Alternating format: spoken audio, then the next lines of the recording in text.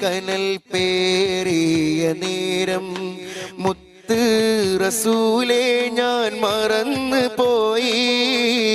ഉമ്മത്തി എന്ന് കരഞ്ഞൊരാ സ്നേഹം ഓർക്കാതെ പാപങ്ങൾ ചെയ്തു പോയി.